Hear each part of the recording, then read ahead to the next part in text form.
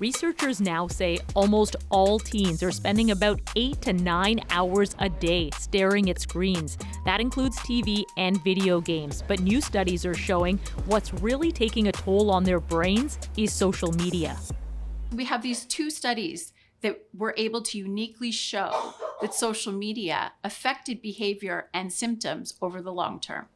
One of those studies included nearly 4,000 Canadian adolescents who participated in annual surveys for 5 years. Researchers found social media use is associated with longer-lasting increases in conduct problems. You would see parallel increases in their tendency to report getting into fights, getting into arguments, acting aggressively.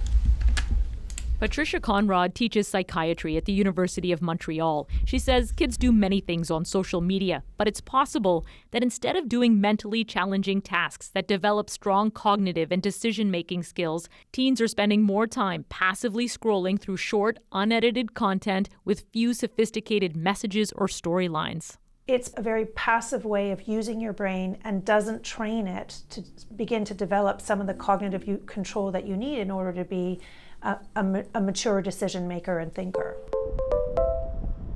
Being on my phone for excessive amounts of time but not really absorbing anything was a very common thing for me. As a teen, Olivia Miller says she felt anxious, depressed, and addicted to her phone. When I experienced overwhelming thoughts or feelings, I would go to my phone and I would just find something that would distract me. 33 U.S. states are now suing Facebook and Instagram owner Meta, alleging it knowingly makes social media addictive to children. Whistleblowers say the company's own in-depth research showed a significant teen mental health issue, including boosting suicidal thoughts. Scientists say they know smartphones reduce well-being. The question is, for what groups, by how much, and what can we do about it? There's really a lack of awareness. Emma Durden is trying to answer some of those questions. She's a Canada Research Chair in Neuroscience and Learning Disorders. Okay, so what do we have here? So this is the FNews cap that we're going to be using today. She and her team here at Western University are studying how screen time and content can rewire our brain. As I'm watching this, what are you guys seeing in my brain? It's telling us which parts of the brain are being activated when you're watching this movie. So if I were to stop watching this and start scrolling through my phone, would you notice a difference? Absolutely. Durden says screen time can reshape some regions of the brain, especially in young people. We saw slower brain development in children who've been exposed to high amounts of screen time, particularly in the prefrontal cortex, which are brain regions that are so essential for academic achievement, for learning and memory. Students are coming to me with concerns that they can't focus during exams because they're so used to scrolling on TikTok or looking through their phone. We're finally starting to get the signals that we need to prompt the regulation. Child psychiatrist Rachel Mitchell says governments need to rein in social media companies, but she says parents also need to talk to their kids about how they're using social media. Get them to understand or to self-evaluate. How do you feel after 40 minutes versus how do you feel after 2 hours?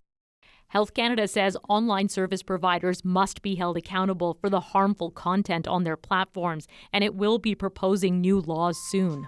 I didn't really realize that there were actual strategies in place on social media and phone apps that were keeping me hooked on it. Miller turned off her notifications and set boundaries for using her phone.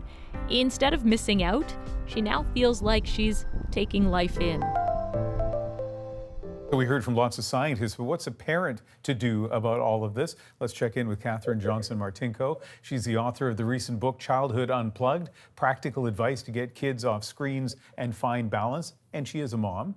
I know you did a lot of research on this topic for your book. What did you think of what you saw in Christine's story?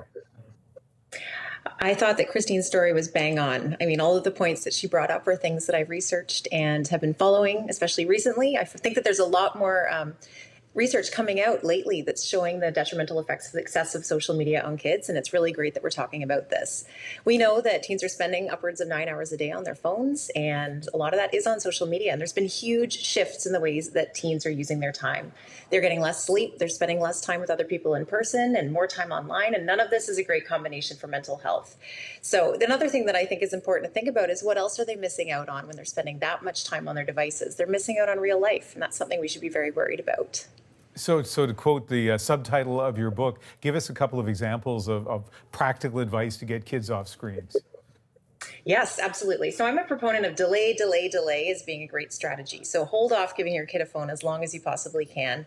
I know that's hard. I do have a kid who's in grade 9. He doesn't have a phone yet, and that is a point of ongoing contention between us. But I just don't think that the benefits outweigh the risks yet at this point. So I think that it's really important to help your teen develop an interesting offline life. So it's one thing to just tell them to get off their devices, but they need to have other things to do. So help to foster different habits and encourage them to have in-person hangouts with their friends. Build independence in your child to get out of the house and do things on their own. You know, a lot of kids are staying home and the parents tend to think that they're safer to be at home on their devices, but in fact, it's much better for them to be out in the world, exploring and expressing themselves. One thing that I tell parents is to limit the screen time severely if you can. So it's okay to have really hard limits of like 1 hour a day. 2 hours absolute maximum is what is considered to be non-detrimental.